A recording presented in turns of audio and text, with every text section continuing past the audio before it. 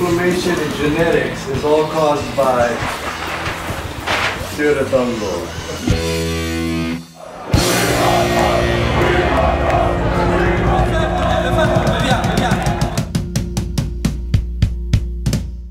Cirith Ungol, take 2.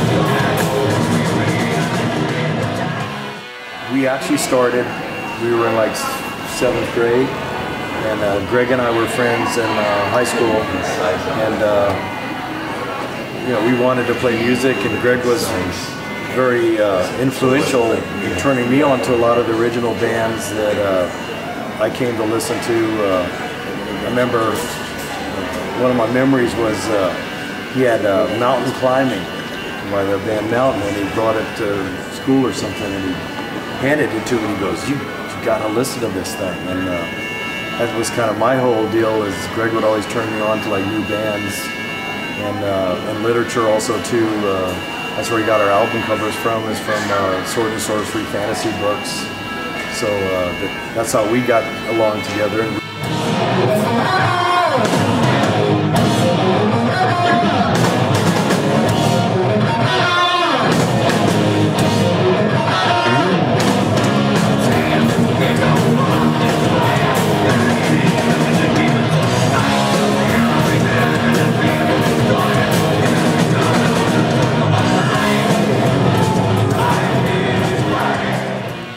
Once we got together, we were thinking like, you know, hey, we need to get a band together. So we knew another friend of ours, Jerry, who played guitar, and so we got him together. And there was another guy at our school, Pat. His family was in a band, and they were like a family band, like the Partridge Family. They played folk music, and so he started playing with us, and we got together. And I actually, I never even played drums, so I kind of lied to him and said, well, I'm a drummer. And so I went out and found a snare drum and a hi-hat. And Greg had been taking guitar lessons, and so we started playing as this band Titanic. Yeah.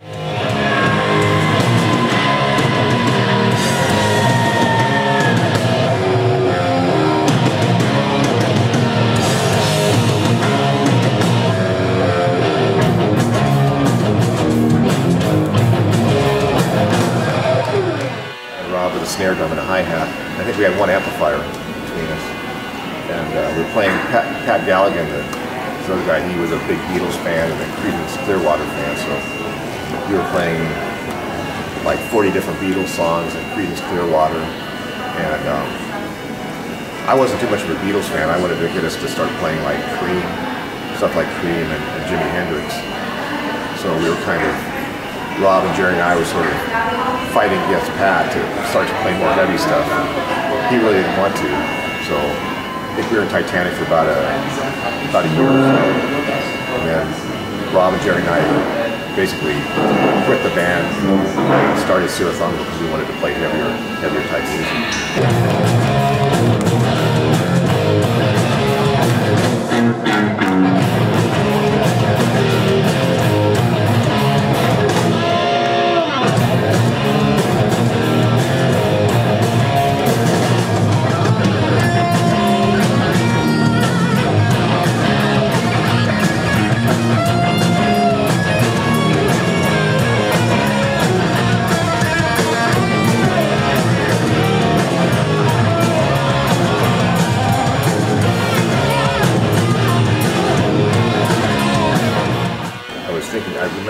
first song, the original song we wrote, I think, was called Rock and Roll. Put up here. Well, some of our songs from the mid to late 70s, like Sheila's Lair, Atom Smasher, Death of the Sun, Finger of Scorn, those were written in 77, 78. And they were pretty heavy at the time. It was just I was on bass, Rob drums, and Jerry guitar. And we didn't have a singer at that point. We played some shows in LA, which was kind of unconventional. We played the Roxy, I think maybe the Whiskey. We played shows without a singer, and like people once again were like, you know, what is this? But and we had quite a local following. We'd get like 300 people or so to drive 75, 100 miles to come see us from our hometown down to LA, and then it was fun.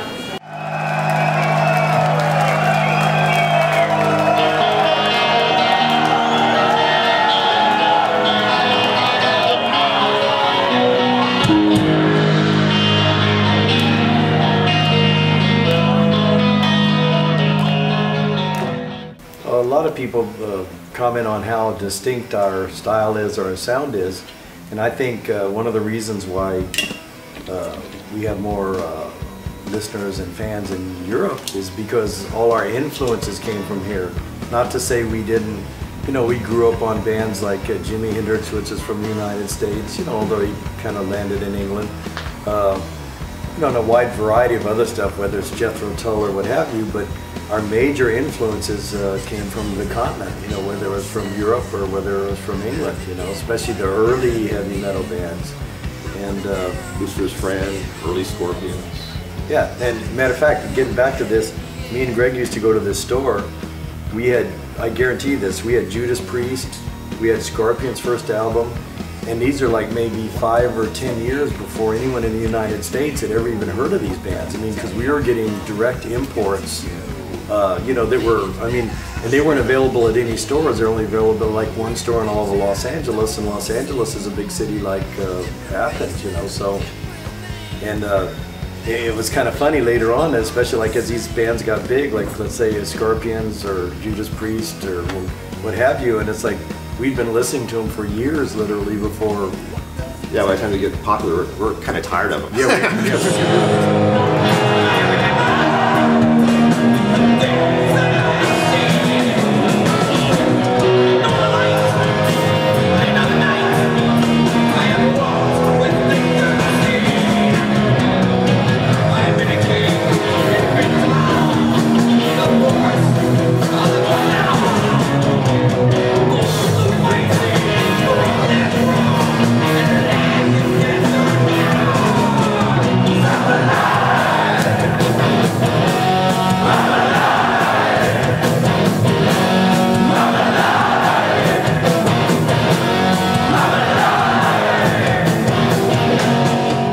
I was never a classically trained drummer. I taught myself, but the drummers that I actually I related to, or I got my inspiration from, were people like Bill Ward, because I saw him as being, you know, he played like with like a really heavy style, which is not. And I know he was trained, you know, he was trained to play drums, you know, like most drummers were, but I think he played more unconventionally, you know, on the albums and live. So.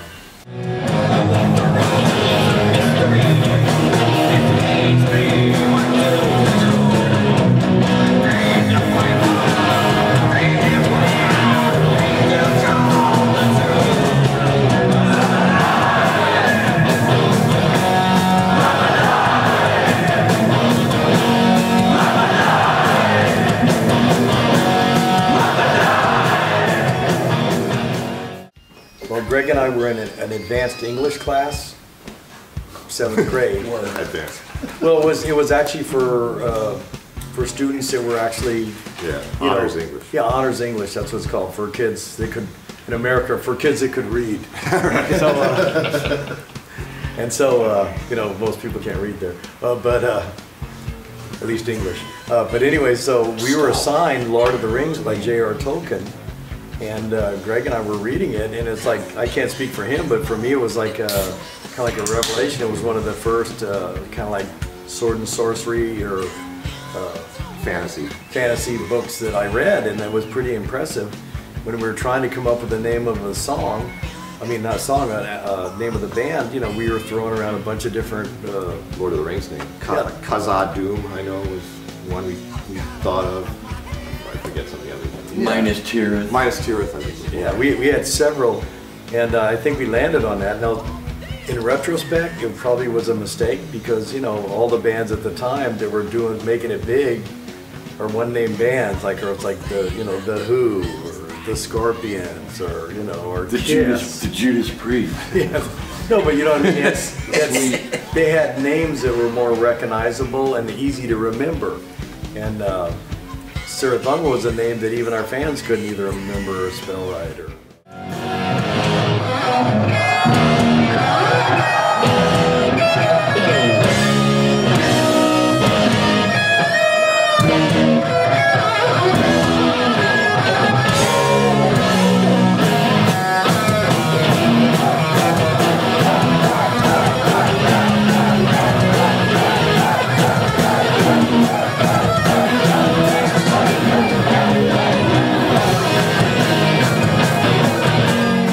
now, there's an aside to that. I mean, I read The Lord of the Rings 10 times, but there was like 5 or 6 appendices with the actual pronunciation of all the words.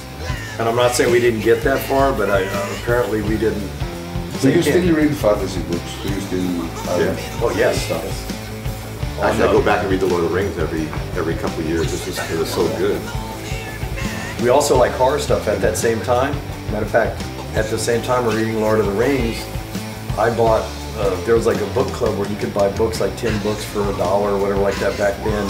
And one of the first books I got was a horror book, and it had the Dunwich Horror by H.P. Lovecraft. And so like when I was like, you know, 11, 12, 13, I was reading H.P. Lovecraft. A lot of bands, whether it's Metallica or whoever, you know, they've used these guys as inspirations. But I mean, it was one of we were heavily invested into anything that was like either supernatural or fantasy. Greg turned me on to all the Conan books by Robert Howard, Cain the Barbarian by Carl Edgar Wagner, Clark Ashton Smith. Yeah, Clark Ashton Smith. So all that's anything that was weird or unusual. And I think once again that's where kind of we got a lot of our early influences, you know.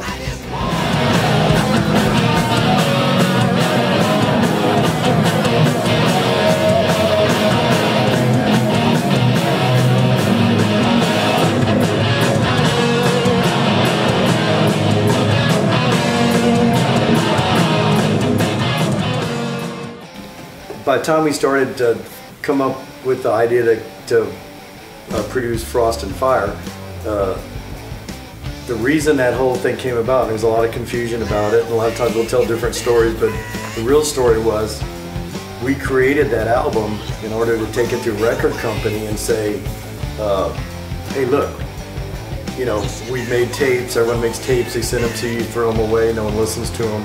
Here's an album. We have an album cover, we have photography, we have, you know, it's produced, you know, you can arguably talk about it. I think it sounds great, you know, other people say it sounds bad or what have you, but I mean, we thought that if we gave a finished product to some of the record companies, that it would actually be like a demo.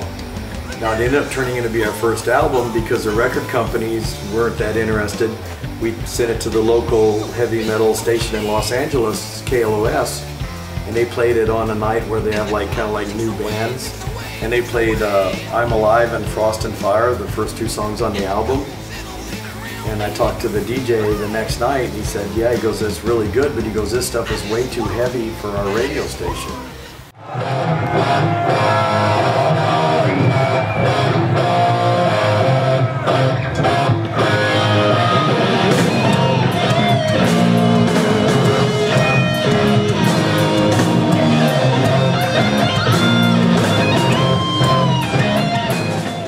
You know, and we're thinking once again, you're talking about these guys are playing Black Sabbath and Deep Purple, and so it was kind of frustrating for us because we didn't, you know, the reason we put this record out, and all these songs are written by Greg, even though we had a lot of the same contemporary songs that were on King of the Dead, like Finger Scorn or Atom Smasher, we wanted to put songs that we thought on here were commercially viable, because back then, as if you weren't on the radio, your band would never make it.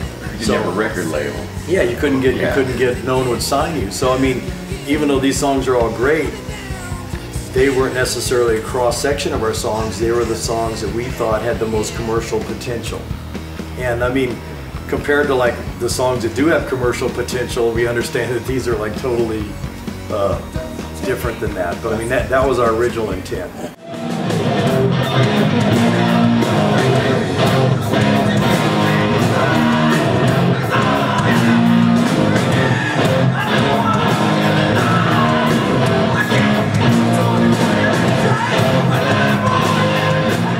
So when we started to do this, we knew that we were kind of getting into the realm of like, you know, producing something. So we contacted the owners of the name for the whole Lord of the Rings, which was a company called Saul Zant's company, and I think they possibly still own the rights. I think that was the attorney. Well, these were the people that bought the original rights to make. There was the first Lord of the Rings movie was a cartoon, and they made a Hobbit cartoon too. Ralph Bakshi. Yeah. Yes, and I think I read recently, though, I think that they actually still retained that, and they made a lot of money. They sold the rights to make the Lord of the Rings to you know, the feature films that came out. But anyway, they sent us a thing giving us permission to use it. So.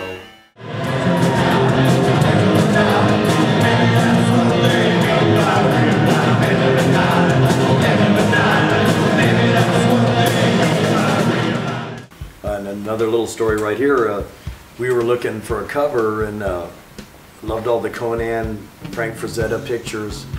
You know, and me and Greg kind of settled on this one painting, Berserker. We had a picture of it hanging in our band room. It shows, you know, like Conan on a horse jumping over a bunch of people with a sword over his head, and that's kind of what we wanted. And we were trying to contact Frank Frazetta, and right about that time, the album cover came out on a Molly Hatchet album. And so we were like, wow, that's... Yeah, I walked in the record store and I saw our cover in our head on this Molly Hatchet. I'm like, what the?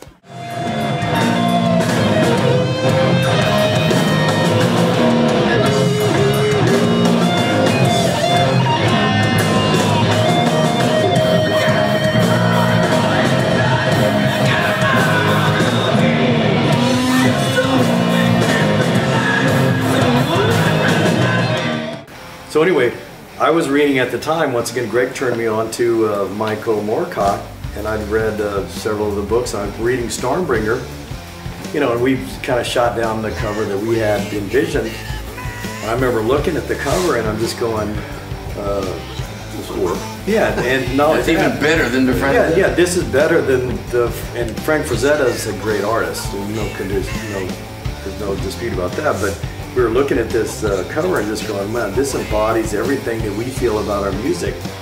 So I contacted the publisher Daw Books, who got me in contact with Michael Whalen. We sent him some of our material. We had a lot of stuff in common. Him and I were born on the same day. You know, he liked the music, and he just became a friend. And turned out all of our studio albums were off the same series of Elric covers. And we're very, very proud to have this fantastic artwork on our album.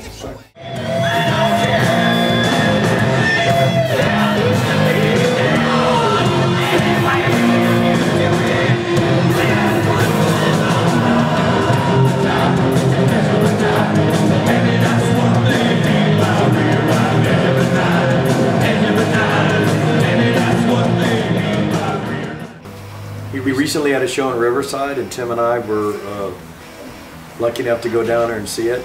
He had the original Stormbringer painting there, and actually there's no way that I could describe how fantastic it was. You look at this printed version here, you look at the book cover or poster, whatever, the album, it actually literally looked like it was glowing, like it was in a black light or something. The colors were just so vibrant, they just popped out at you. Yeah, and the funny thing is he has it hanging in his house, like over the computer, just on a wall in his house. It's like, really, dude? He said his son was there. We met his son and his wife. I mean, we already knew his wife, but we never met his son. He goes, yeah. He goes, we go, well, you know, what's up with your dad, man? He's like, how does he do this stuff? He goes, I don't know, man. He goes, he's just like, you know, he comes up with a new painting. He just like goes, oh, holy crap, like what's that? But it's like, yeah, like the original Stormbringer, it's like in Michael Whelan's house, just on a wall. you know, over the computer or whatever, and it's just like it's there every day, so it's nothing unusual for him. But yeah, it's really incredible to see it in person. It's just like, you just kind of go, I mean, how do you do that, man? You know, it was just amazing, really.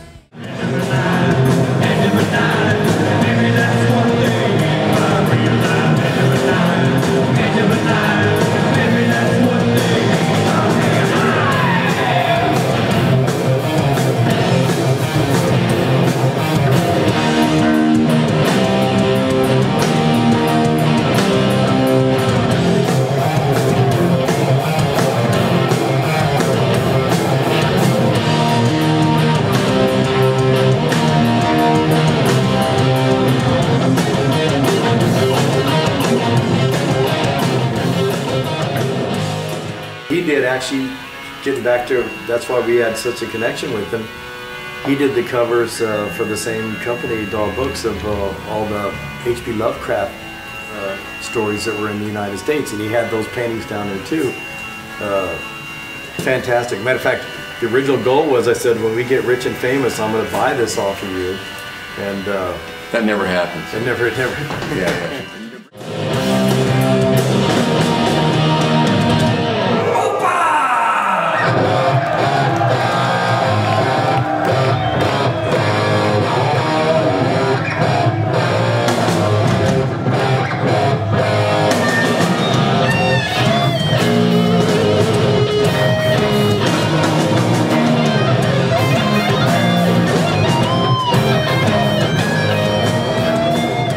The thing is, I mean, we had an original deal with him when we did all the album covers and things, but I mean, over the years, I mean, you guys have on t-shirts right now that have his imagery on them, all the bootlegs, all the stuff that's gone on. I mean, if you go online, all you see is his artwork and stuff like that. And you know, over the years and stuff, like Rob made sure that we kind of try to take care of him a little bit, you know what I mean? Because originally it was only supposed to be, we're supposed to pay for the album cover, not for t-shirts, not for patches, all the stuff that's, you know, I mean, if you go online, there's like patches and posts. I mean, it's all bootleg stuff. But he's not that bad about it. I mean, he understands, because he's done other album covers and the people just, you know, they use his artwork and things like that. But like you said, since Rob said he's a friend of ours, and we've had a long relationship. I mean, he's kind of cool with it, you know. And we told him we're going to see him next month in the Defenders of the Old show in Brooklyn, New York.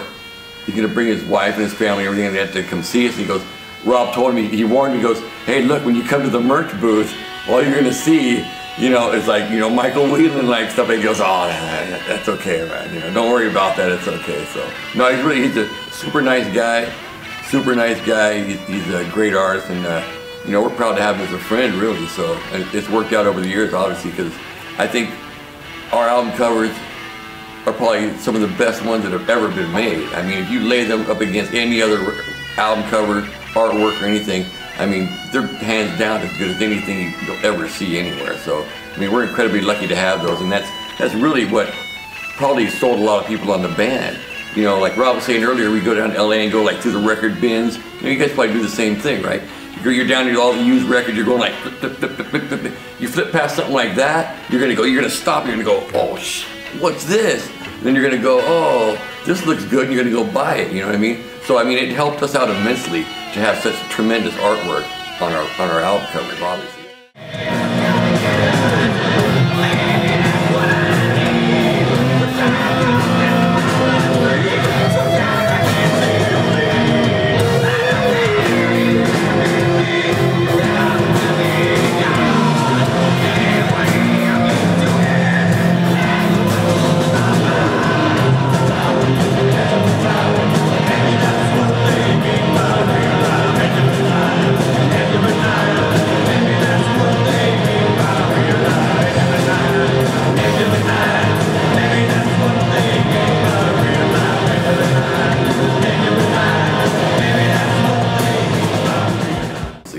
Look at some of the bands we were talking about that are famous now. If you look at like Scorpions or Judas Priest's first album, or Thin Lizzy, you look at their first album covers and they're all like, I mean, they're fantastic bands and albums, but the cover art, you know, really wasn't. It was a side, an afterthought almost. Yeah, it was like, it's just like, oh, okay, what are we gonna put on the cover? Oh, take a picture of that car hubcap over there, you know. like on Thin Lizzy or whatever, or reflected off a whiskey bottle or something like that, you know. But I mean, to get something like this, I mean, like I said, it was a tremendous like thing for us to be able to even do that. And you know, and it's funny thing is like you said, he's been doing book covers and everything like that, but he'd never done an album cover. When Rob got a hold of him, he's like, "Oh, really? You want to use my artwork for an album cover? Gee, I never thought of that." You know, it's like, yeah. So I mean, it's like, then he did other, you know, other bands like he did like H.P. Lovecraft covers and, you know, all kinds of other bands have like contacted him over the years and stuff. So yeah, it worked out pretty fine for us.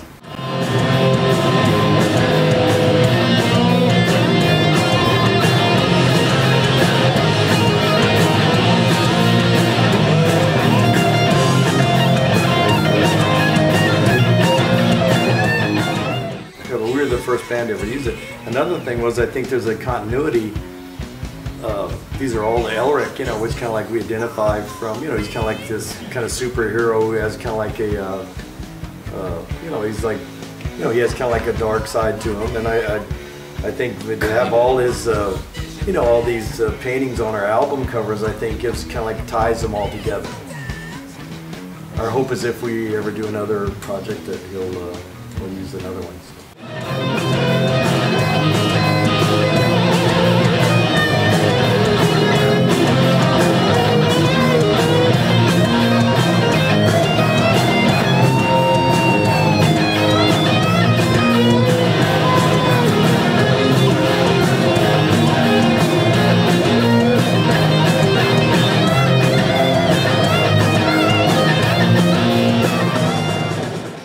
Our friend in high school. He was a football star, great friend. I mean, he's the nicest guy today. You know, I'm still in contact with him. We're looking for a singer. He's our buddy. Back then, you know, we're in school. You know, we're not sure where we're going to be famous. We just wanted to create music, so he started singing for us, and we did a bunch of songs with him. There's songs out there. You know, someday they'll come to light. But I mean, there's probably 10 songs that he sang on, and it was great, but it was more kind of like Iggy Pop, like Iggy and the Stooges. You know, it wasn't as, and I'm not going to say Iggy's not serious, but I mean it was more show. Yeah, it was more show than it was serious, heavy, like what we wanted to do. And after a while, we kind of felt like, you know, we wanted, just like when we left Pat behind, we wanted to kind of move into a heavier direction, and that didn't really follow with that. So. You know, we kind of like told him that we were looking for someone else, and he wasn't, you know, I think he was hurt, but he left the band. That's when we went through a period, maybe like a year or so, without a singer. Tim was one of our friends and roadies, and at one point we said, you know, we heard him yell at someone or something, and like, you know, like, I bet this guy can sing, and we had like a little recording studio in my parents' house in a bedroom. And we threw him on a microphone, and it was just amazing.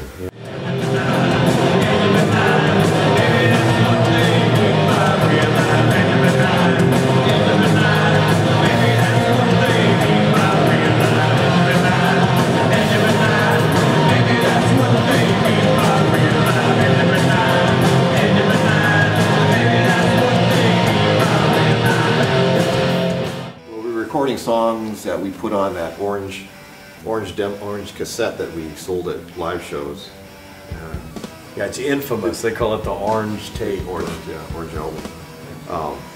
Didn't you sing like background vocals with Neil on? Yeah, we did. Like, we traded verses on something like that. Yeah. What I remember is like I said, like after Neil, kind of, even when Neil was in the band, because I mean there is a couple of songs where we're actually on the same thing. Neil and I are both on the same thing, but it ended up being like these guys to record all the songs up at Rob's parents' house. They had an upstairs thing. Rob had his bedroom. The other thing was the band. It was like a bedroom, you know, like the drum set and the amps and stuff. We just like used to go up there and record stuff, right? And then after everybody would leave, me and Rob would be there, just like in the mic, like just going crazy on stuff like that, and it kind of warped into like me being in the band that way. So yeah, we had the mixer, we had the closet. We had a closet with the mixing board was in the closet. And here's some pictures, some pretty cool pictures floating around of our old band room. It was actually newspaper and magazine articles and stuff. But I can't imagine, you know, we have a hard time looking for a band room still to play today, but we used to play like, you know, we had like stacks. In a bedroom, yeah. You know, very loud, and I don't think you could get away with that today without going to jail or getting thrown out of your neighborhood. But so like Tim said, we'd go in there at night sometimes, you know, we'd have a couple of beers or something, you know, be a little inebriated. Or something. Yeah, and we'd, you know, we'd be there singing, and, you know, you could erase it and re-record it or whatever, and we had a lot of fun.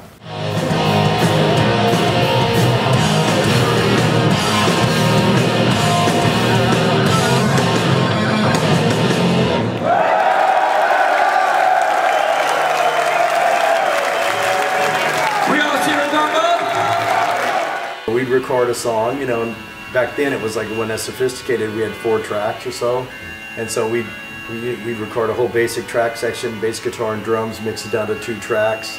Then we'd drop in like 2 lead guitar tracks. We'd mix them down to 2 tracks, so we'd have 2 more tracks for singing. And that's by the time where me and Greg or Tim would go in there at night or whatever, and we'd actually record a bunch of stuff, could erase it, re-record it. And Tim's stuff was pretty much, you know, straight out of the can. It was perfect. So, you know, I love his voice on the first album because it's so crisp and clear. A lot of people like the later stuff because it's more mature, you know. But I mean, it's him, and it's like all the way. There's a string that runs through there like an evolution. I will tell you a story which based on exactly what you're talking about. We used to write we'd get fan letters from all over the world, and we'd sit like. I think one of the reasons Mike, our bass player, quit the band is like, you know, we'd write 4 or 5 nights of the week. We'd sit there for 3 or 4 hours at a time answering fan mail. I remember one of the guys saying, you know, like, are we in a band or like, are we like, you know, literary agents or something, you know? So, but one guy wrote us and he said, you know, I just got your album, Frost and Fire, and you know, you guys are good, but your singer just sucks so bad, you know, I can't stand it, you know. Anyway, 2 or 3 weeks later, A couple of years later. Yeah, but I know 2 or 3 weeks, it wasn't that long, it was like maybe a month later, we get a letter from the same guy, and he goes, you know, I wrote you a month ago, and I said, you guys totally suck. And he goes, you know, I'm going to listen to this, and he goes, now you guys are my favorite band, and Tim, I love Tim's voice, so. But, you know, I think that's good. It's, I think anything that's homogenized, or it's like, and like, I don't want to pick on or even mention any name of anything like, you know, like an ABBA, or I won't mention it anyway, but I mean, no, but I mean, anything that's totally acceptable to everyone on earth, it's like, to me, there's no, one of my friends says, if you don't have any enemies, then you don't have any personality, or you never stood for anything in your life.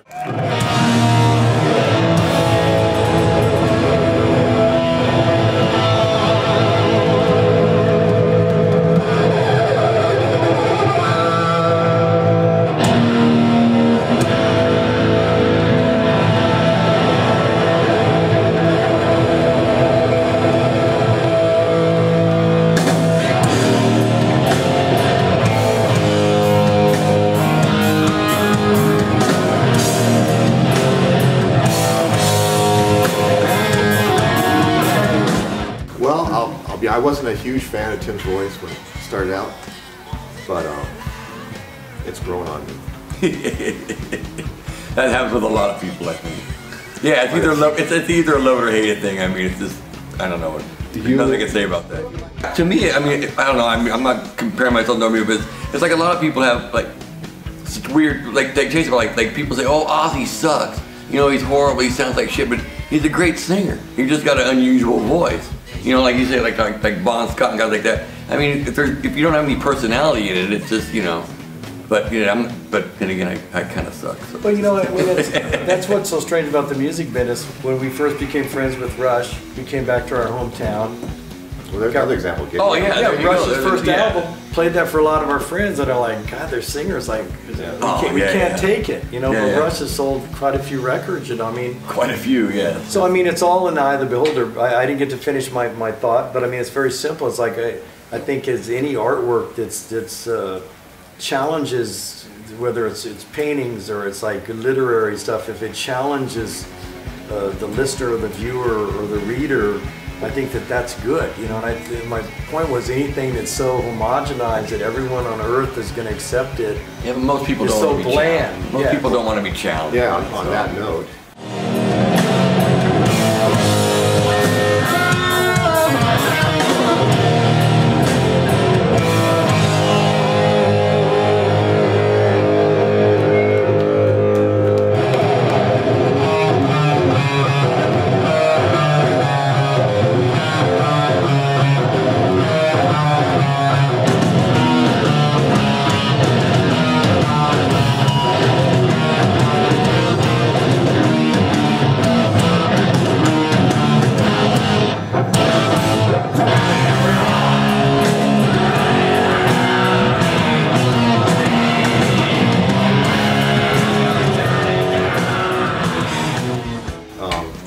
back in the day, Kerrang, there was Kerrang magazine, which was a big British heavy metal magazine. It was like the magazine if you were following heavy metal. It was like the Metal Hammer of America. Yeah. Or Europe even, you know. All through the early 80s, through the end of the 80s, I think. And this was the worst heavy metal album of all time, I believe. The editors named it. Meanwhile, but it is selling in the top 30 in the UK album ratings. So it shows you that, I don't know, critics don't always know what they're talking about. Yeah. Well, I think it's like, yeah, like you said, I mean, like Kerrang and like things like that. Some people, we've been called everything from the worst heavy metal band of all time to like one of the godfathers of epic doom metal or whatever. You know what I mean? It's like the truth is somewhere in between there or whatever, I guess. But yeah, I think we wear that as a badge of honor, like saying, oh, hey, we were voted the worst metal band of all time. It's better than nobody remembering it. Yeah, it's better than, yeah, that's for sure, yeah.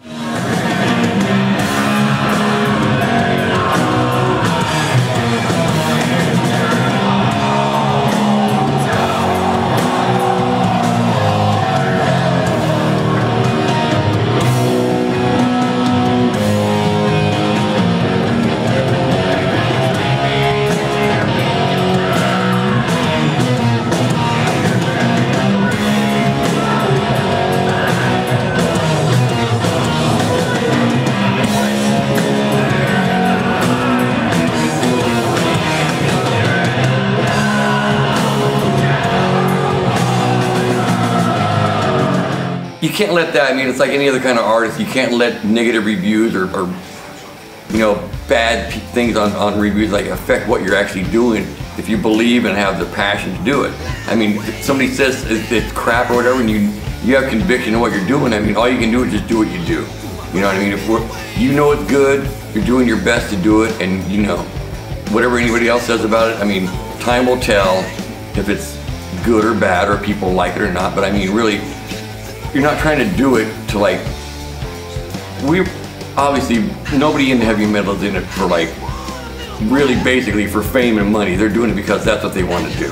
They want to make something that they want to do, that they feel in their heart is good.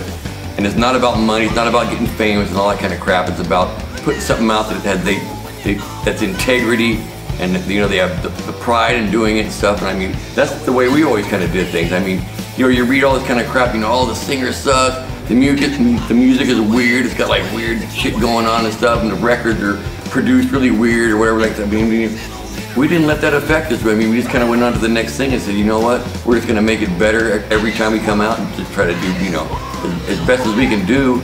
And you know, that's what we always did with all our records, so.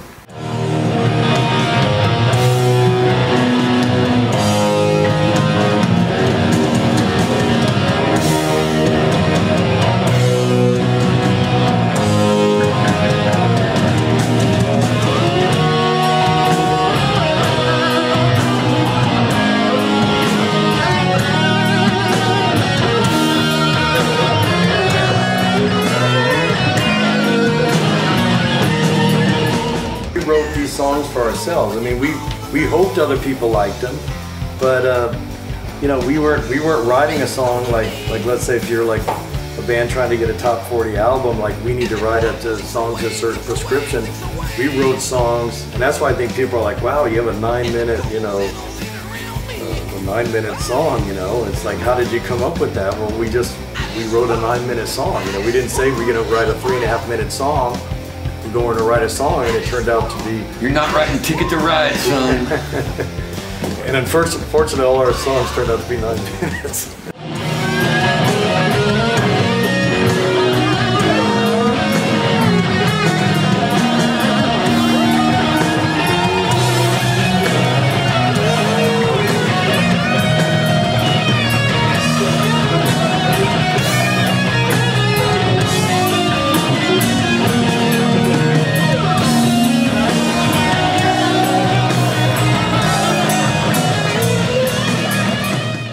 I think it was Jeff's first time recording a rock band, really. Actually, it was Tim. It was Tim Nelson's first time. There's a story about this. There was a bunch of local battle of the bands that we entered, and we always lost.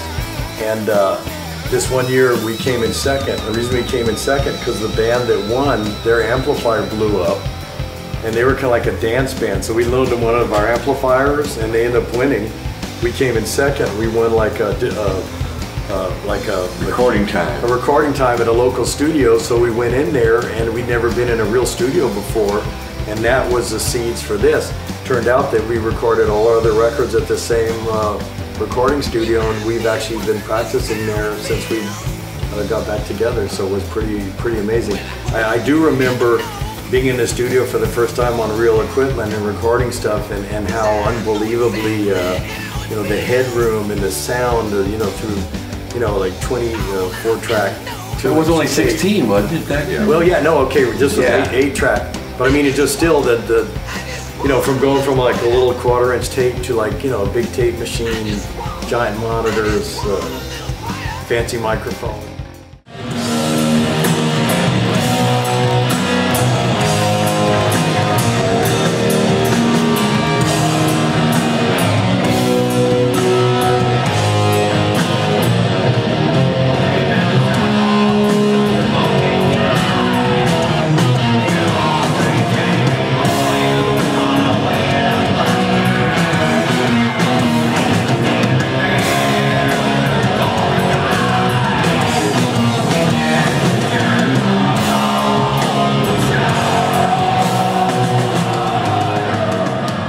Yeah, but the thing was, like I said, I mean, like they mentioned before, they always had a home studio, so we'd already been pretty familiar with, you know, recording and you know, tracking it down, like mixing it down, a couple of things, do the basic tracks, like that. So I mean, we kind of knew what the studio was about, but I mean, just going into an actual professional studio, like I said, we won some time there, so you know, we ended up going to that studio, making friends with the owner and the guy that did the stuff. So I mean, like back then it was like 16 track or something, but you know, it was, that's how this came out. So a lot of that showed up on the project that Greg and Rob did, Servants of Chaos. A lot of that stuff is actually recorded at the home studio that Rob had up in his parents' bedroom and stuff. And some of it actually sounds better than the stuff that we actually recorded later on, because it was like, well, especially the stuff we did later on, it was like more raw, more, you know, they had more control over it, things like that. So, but that's how it kind of started for the recording process for all of our records. So.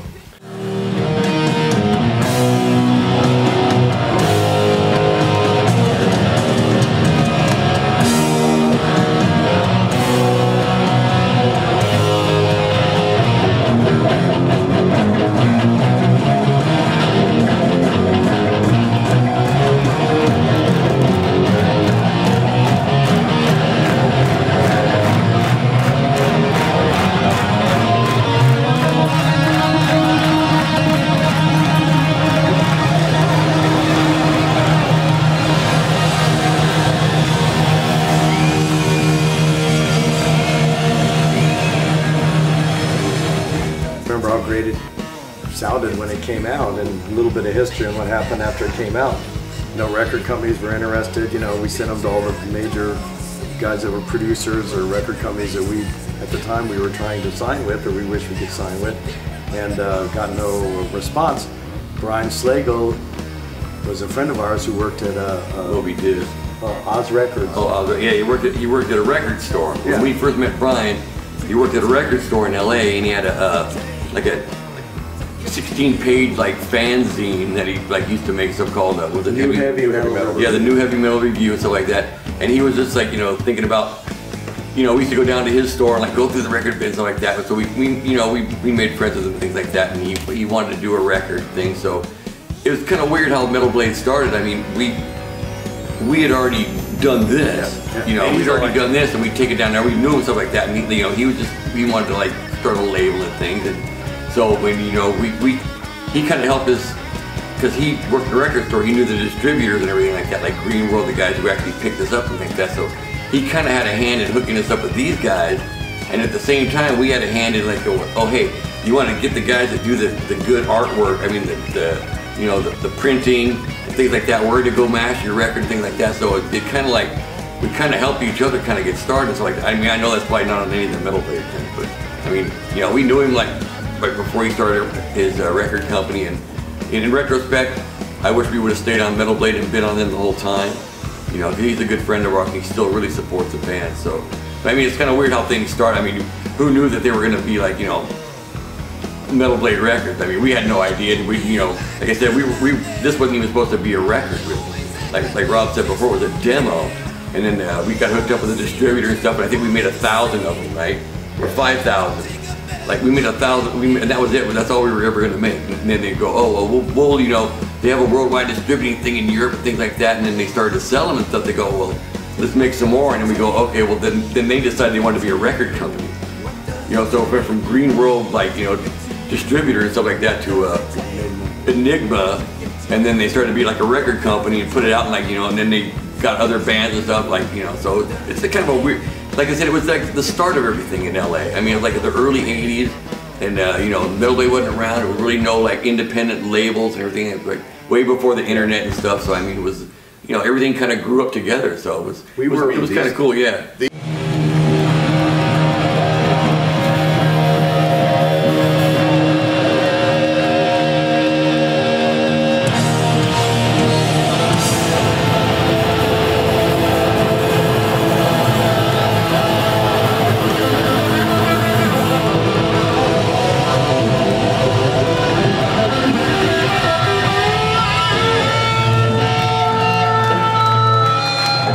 These days, if we started, we probably would have put that album out a couple years earlier than it actually happened if we had all the infrastructure to do it yourself now. But that was unheard of back in the days. Oh yeah. Doing it, putting out your own album. Yeah, no, I know some other bands did it about the time of us or maybe after us, but I think we're the first band from Los Angeles that actually created. Actually, I mean, we created an entire, you know, self-contained album that was ready to go. And a little bit of story about what happened. So Brian hooked us up with these guys, Green World, who had a major distribution deal in Europe, and they were doing all sorts of stuff like comic books and music and magazines and stuff. And so after, you know, they sold the first batch of our album so quickly, we decided to license the album to them, and then they started producing more. We ended up signing our second record deal with them also too for King of the Dead. So.